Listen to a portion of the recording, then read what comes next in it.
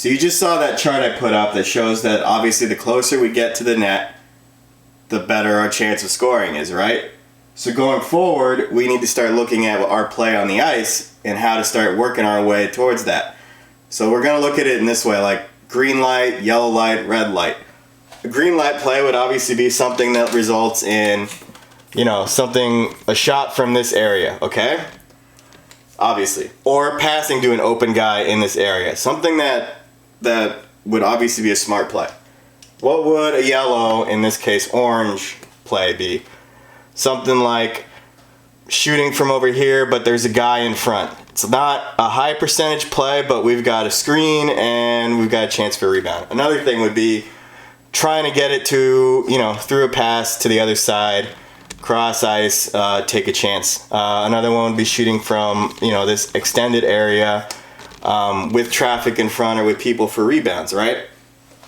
Lots of that. Now, and you can look at the chart again and see what are our red light plays. Obviously, any pass up here or any pass that goes up this way that either gets picked off or intercepted or thrown out of the zone, something that turns into an odd man rush the other way. Same thing down here, a shot from these kind of bad angles that end up rimming out of the zone. A shot from the point, or actually a shot from anywhere really, especially in this general extended area that's trying to go through 3 or 4 guys. A forced pass when you're coming up around here and you don't know what's in this area, but you decide to throw it there anyway. Okay? So now that we kind of know that, let's look at a few plays on offense from a couple weeks ago. So we'll start with the first clip.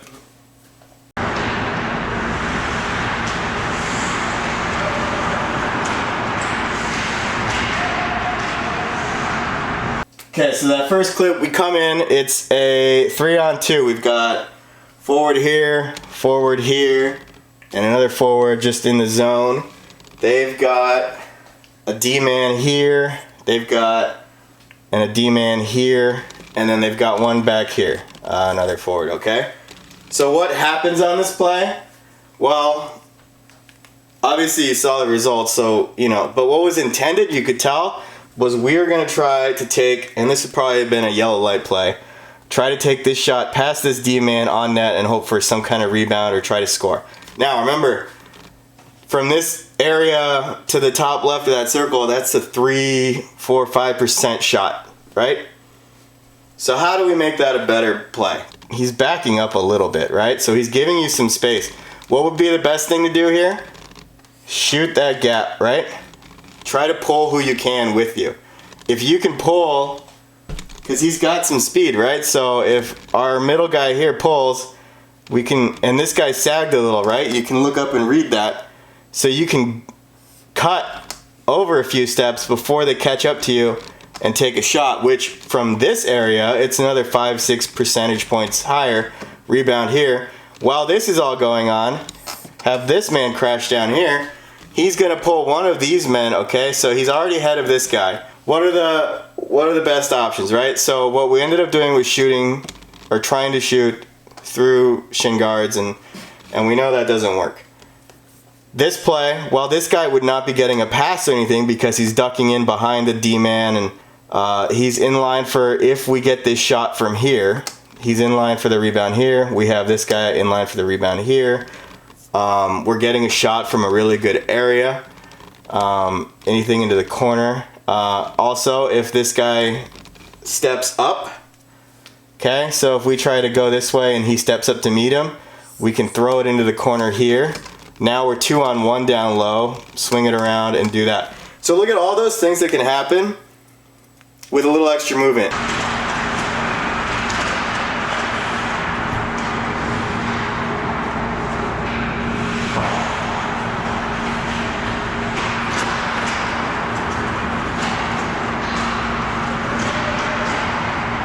Okay, so take a look where I paused it.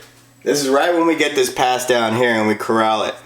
So right now, they're in pretty good defensive position, right? We don't really have anything going on. Now what you're going to see happen is that our forward here is going to try to shoot towards the middle, which right now it's an open area, right? So that would be, for him, that's a green move, right? You want to make that play. The problem is, so, you know, we're still, in this case, we're in the corner, we're facing the board, so we have to gather it and reset and look. So by the time this window, he sees this window, it's closed, right? Because we're gonna see this man move down here, he's got this stick in the lane, another guy moving down here. So what does happen is that we still try to force this pass.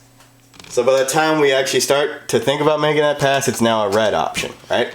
So we got a red option, red, that's kind of red because it's not going to go in from that angle. So what do we want to happen? You know, if we can hit that quick strike, great.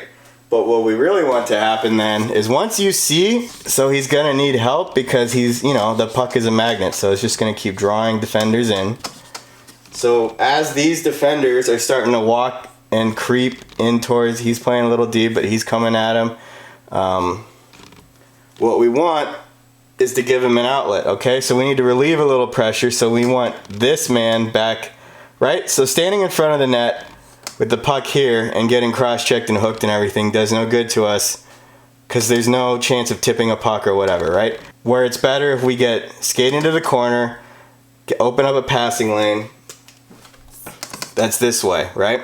And then while he's already digging this way, so now we've got this triangle set up, right? We've got that.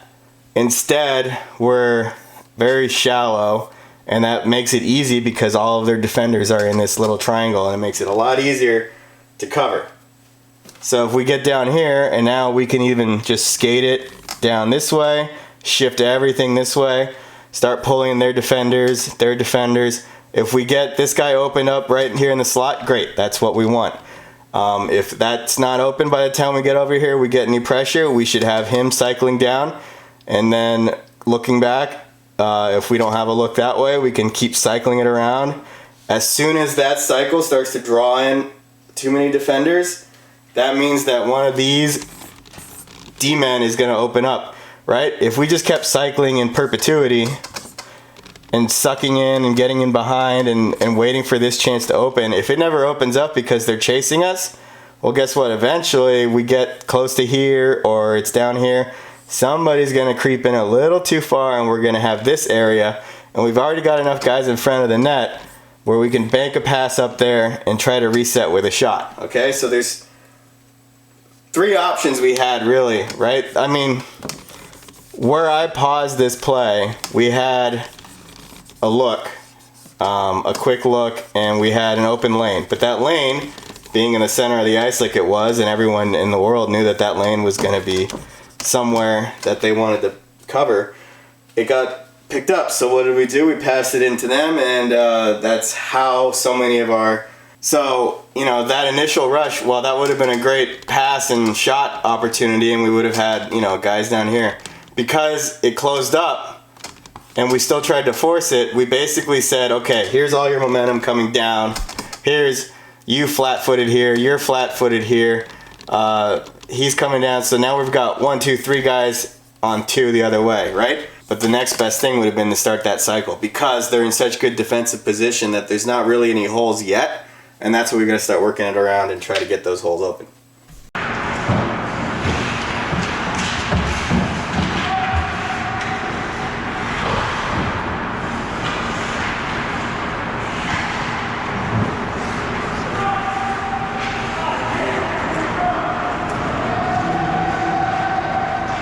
Okay, we're going to pause it at 2 points on this play. We're going to look at this part right here where we got it up to the point. Okay, so let's look at our options. Okay, so they're once again in pretty good defensive position. So, you know, we got to look at what we can do. We have a lot of people to shoot through to get the puck, and we have like not many people in good rebounding area or in position with all this coverage. So that would probably be a no. Can't go to the D to D pass because he's lurking right here, so that's got to, you know, take a look there and no. We've got plenty of open space, so if you catch that pass quicker, we can walk it in a bit. You know, every step in raises our percentage a little bit, right? And let's look at some of the green stuff. So you could walk in and then shoot from here. The closer these guys get to you, got to make sure you can get it through. But the closer it is, the easier it is going to be to have more momentum on that shot. Now we can also hold it a bit and see which one of these 3 D-men are gonna work their way up towards us and open up what, right? Most likely one of these 2 is gonna come at them. So we've gotta use probably the boards, go all the way back down around, or in this case, there's all this open area over here. And while there's nobody here, this forward should be moving there, raising his stick, showing that he's open, and then this D-man can recognize, the puck carrier can recognize, okay, there's this lane and there's all this open ice over here. We can shift the whole play to this side if I just throw it into this corner area, right? And then that turns all these guys from converging on the puck to having to chase and reset. Okay, so let's play it out a little further, because we end up making, right, so the result of the play is that we do make the green play right here. We pass it to our open man down here, and let's see where it sets up after that.